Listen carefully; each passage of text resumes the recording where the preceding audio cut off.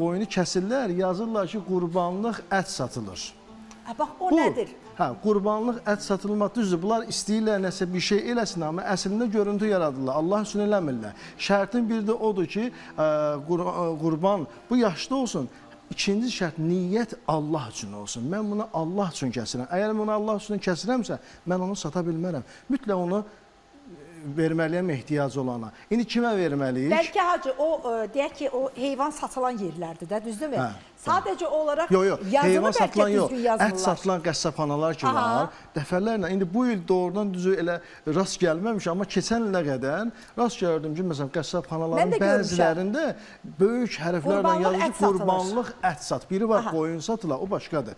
Diri qoyun satılsa, qurban üçün, o təbii ki, mən gəlib qurbanı almalıyam ki, kəsin. Amma və yaxud yazırlar ki, sabah səhər qurbanlıq ət kəsiləcək, kim istəsə müraciət eləsin. Yəni alsın. Alsın, yəni. Pulu ilə alsın. Pulu ilə, yox.